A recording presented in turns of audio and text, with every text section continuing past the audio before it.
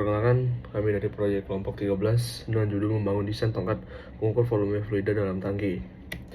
Anggota kelompok kami adalah Langit Biru Wisnu Putro dengan NIM 415, Umara Muhammad Saki dengan NIM 420, Nirwanda Arashel Kenas Zafir dengan NIM 425, Dias Haidman Raftardi dengan NIM 430, dan saya Abdullah Ihsan dengan NIM 435. Latar belakang dari proyek kami ini adalah tangki berbentuk setengah elips horizontal baik digunakan karena ukuran strukturalnya yang baik, efisiensi pemanfaatan dan ruang.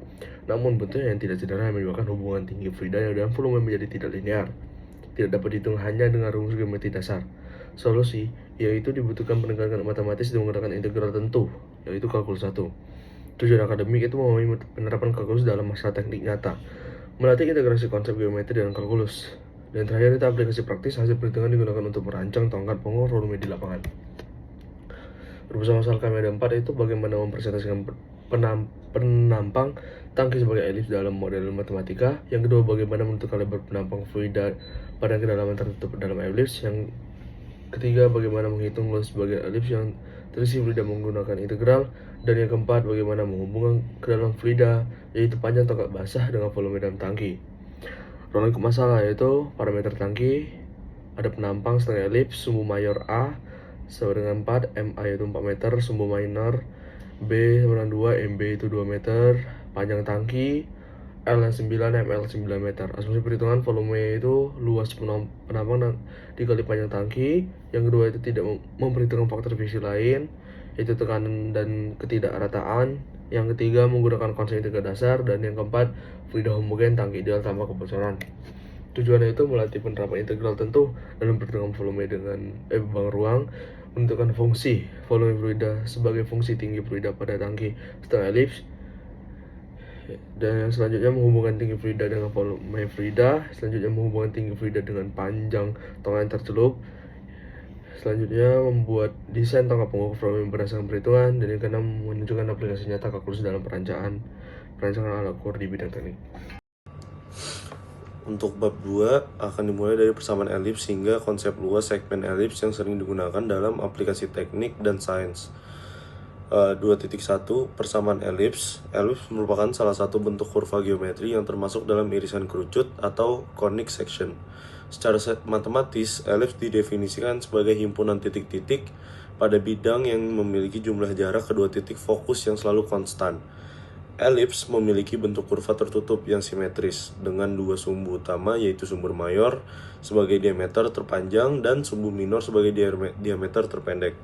Jika elips berpusat di titik asal yaitu 0,0 dan sumbu-sumbunya sejajar dengan sumbu koordinat, maka elips dapat dinyatakan dalam persamaan standar x kuadrat per a kuadrat ditambah y kuadrat per b kuadrat sama dengan 1, di mana a adalah panjang semi sumbu mayor dan b adalah panjang semi sumbu minor.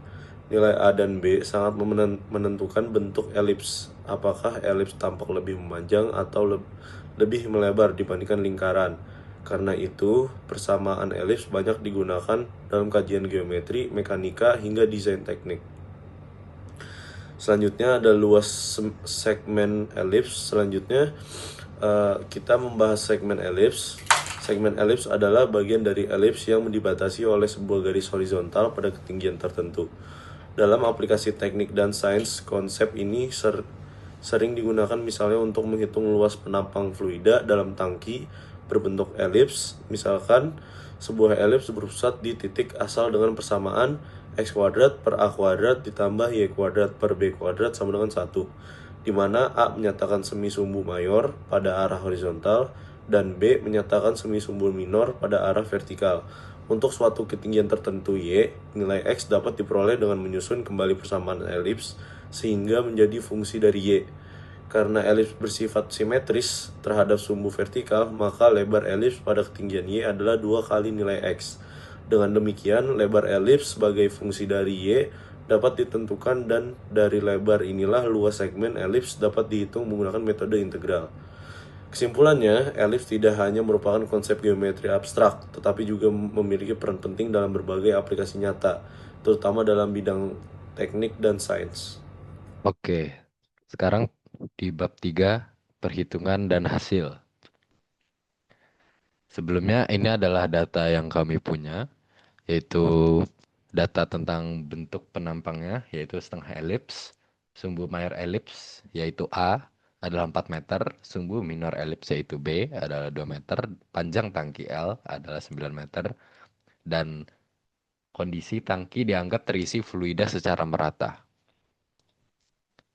Pertama, kita masukkan data-data yang kita punya ke persamaan elips yang ada di dasar teori tadi. Itu X kuadrat per A kuadrat tambah Y kuadrat per B kuadrat sama dengan 1. Dan masukkan A sama dengan 4, B sama dengan 2.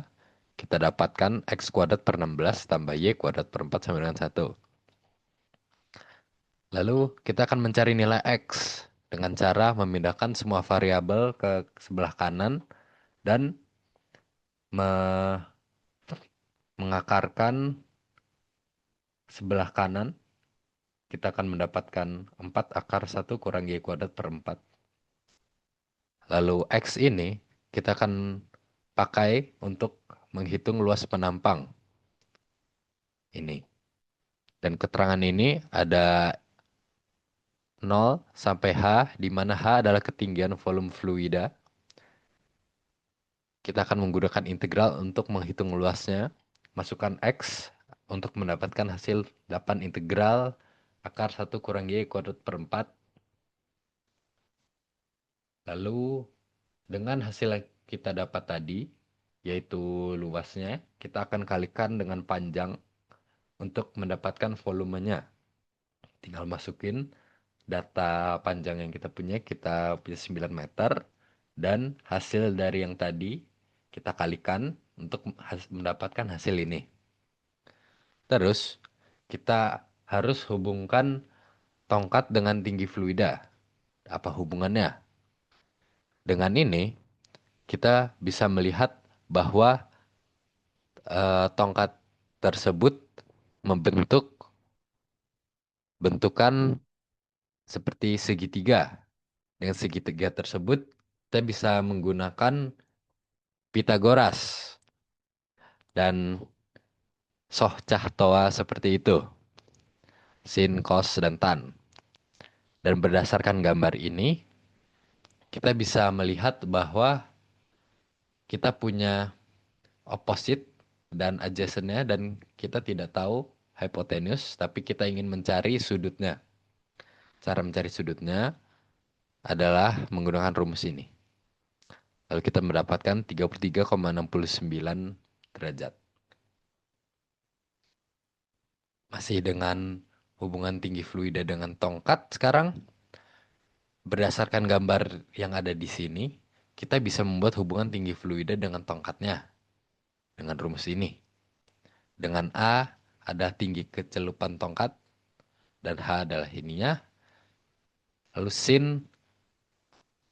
sin dari angle yang kita dapat tadi, yaitu 33,69.